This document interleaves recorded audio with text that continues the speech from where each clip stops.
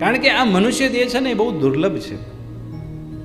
ભાગવતમાં 11મા સ્કંદમાં બી વ્યાસજીએ બહુ સરસ વાત કરી છે અને કીધું છે, દુર્લભો માનુષ્યો દેહો દેહિનામ ક્ષણભંગુર તત્રાપે દુર્લભે મન્યે વૈકુંઠે પ્રિય દર્શનમ.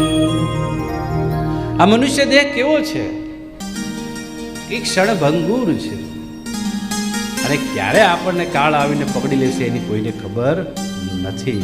અને જે બી તમને સમય મળ્યો છે એ સમયમાં ભગવાનનું ભજન કરી લ્યો અને ભગવાનની ભાગવત તમે સાંભળો.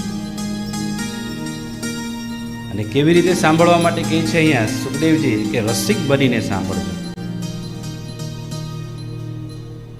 કારણ કે ભાગવતનો એક રસ એવો છે ને કે જે અવિરત છે. અહીંયા સુખદેવજીએ કીધું છે કે આલયમ, કે જેનો કોઈ દિવસ નાશ નથી થતો. પીબત ભાગવતમ રસમાલી. તમને જો ભાગવત કથાનો રસ જેટલો પીવે ને એટલો ઓછો પડે. અહીંયા 88,000 સોનકાદી ઋષિઓ સૂતજીને એમ કહે છે કે અમને આ રસ એટલો મીઠો લાગે છે ને કે આનાથી અમને તૃપ્ત નહીં થઈએ, અમને હજી તમે ભાગવત સંભળાવો.